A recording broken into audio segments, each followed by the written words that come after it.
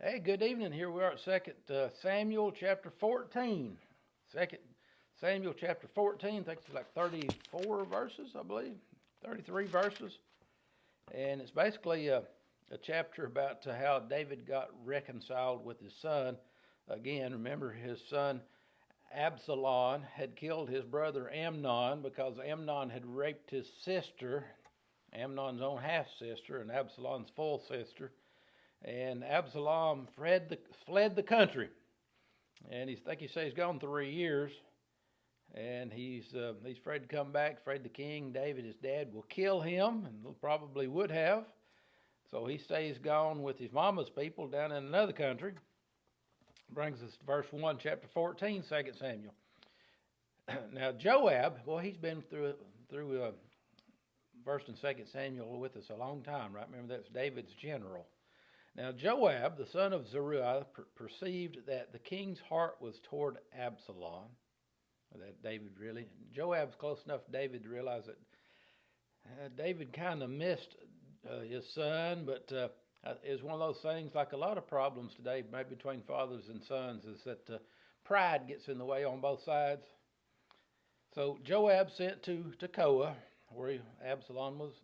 No, this is where the wise one was, and fetched thence a wise woman, and said to her, somebody David wouldn't know, I guess, a wise woman from Tekoa. He said, I pray thee, feign thyself to be I've got a job for you, Joab told this lady. He says, I want you to act like you've been somebody in mourning for a long time, like you're a widow woman, and put on mourning apparel, and anoint not yourself with oil, but be as a woman that had a long time mourned from the dead. And come to the king, and speak on this matter unto him. So Joab put words in her mouth. He said, here's the story that you're going to tell him. You're going to go and act like this. That's what you are. And said, here's what you're going to say to the king. And when the woman of Tekoa spake to the king, she fell on her face to the ground, the way folks would in front of the king. And she did obeisance and said, help, I'm here for help, king. Help, O king.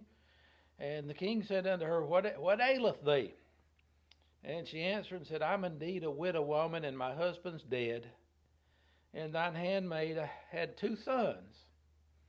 And they 2 strove together in the field, and there was none to part them, but the one smote the other and slew. And one of my boys killed the other boy. And behold, the whole family is risen against thy handmaid, and they said, deliver him that smote his brother, that we can kill him. The rest of the family wants to kill the murderer. She said, that's my only son that's left, for the life of his brother whom he slew, and we'll destroy the heir also. We'll get rid of him. So they shall quench my coal that is left. The fire's about out now. I've got one son left, and they're going to kill him. See, this story parallels David's story, don't it? With his sons. And shall not leave to my husband neither name nor remainder upon the earth. They'll all be gone, no heir. And the king said to the woman, go to your house, and I'll give charge concerning thee. And the woman of Tekoa said to the king, my lord, O king, the iniquity be on me and on my father's house, and the king and his throne be guiltless. You're guiltless, and if you can do this for you, whatever happens, it's on me and my family, not you, king. And the king said, whosoever saith aught unto thee, bring him to me, and he'll not touch thee. If anybody messes with you, David said, you bring him to me.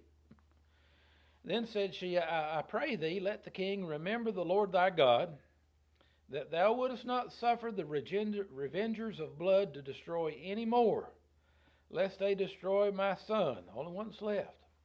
And David, he said, as the Lord liveth, there'll not one hair of your son fall to the earth. Then the woman said, let thine handmaid, I pray thee, speak one word to I've got one more thing, king, to my lord on the king. And he said, say on. And the woman said, wherefore then, or how come, wherefore then hast thou brought such a thing against the people of God? For the king doth speak this thing as one which is faulty. Those are strong words to say to the king.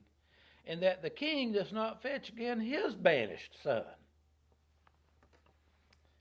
Sort of like Nathan, the prophet, came in and talked to him. Remember, David got mad, said, who did this? And he said, you're the man.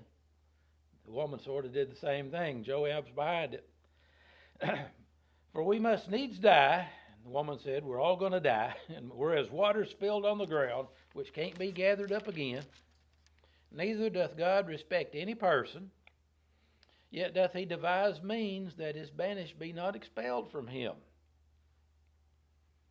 Now, therefore, well, we could do something that as Christians too, like our sins ought to banish us from God, but he devised means that we're not expelled from him. We can be his son and have fellowship with him through the cross. Verse 15, now therefore I'm come to speak this thing unto my lord the king.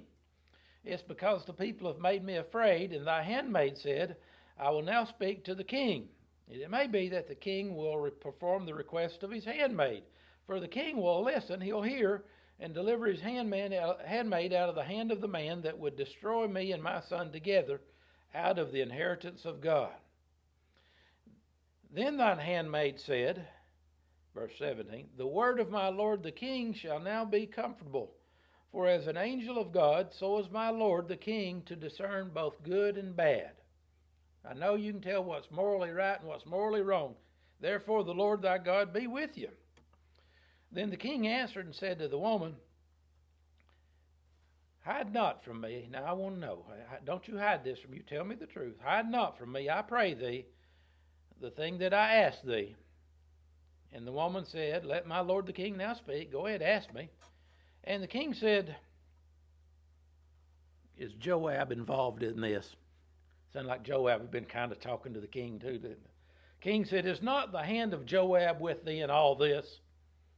And the woman answered and said, as thy soul liveth, my lord the king, none can turn to the right hand or to the left from all that my lord the king hath spoken. I can't get out of this. I can't turn this way or that way. You've asked me directly. For thy servant Joab, he bade me, and he put all these words in my mouth. Put all these words in the mouth of thine handmaid. To fetch about this form of speech hath thy servant Joab done this thing. Yeah, Joab's here. And my Lord is wise. You figured it out. According to the wisdom of an angel of God, to know all things that are in the earth. You can't get nothing by you, king. Verse 21. And the king said to Joab, now I bet you Joab's kind of quaking in his boots over there, don't you? The king looked over there at Joab, his general. And he said, Joab, now behold, now I've done this thing. Go. Therefore bring the young man Absalom again. Now, Joab had a right to be scared. He's pulled this thing off and he's got caught in it. And the king had absolute authority. He could have just pointed to somebody right there and said, kill him. But the king was merciful to Joab. And the king said, all right, Joab, you win. You've showed me the error of my ways.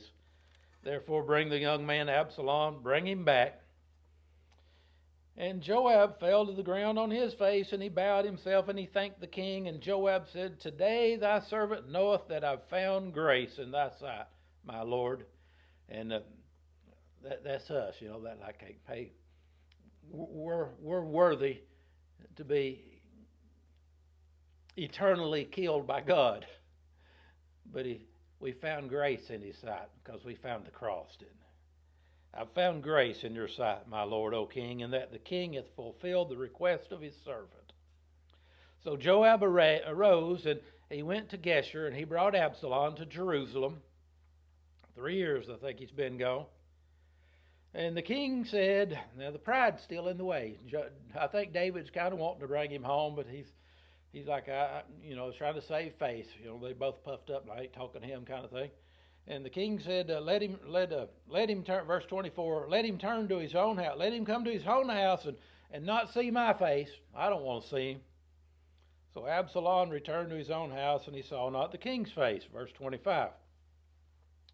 But in all Israel there was none to be so much praised as Absalom for his beauty. The people loved him. He was a good-looking young man.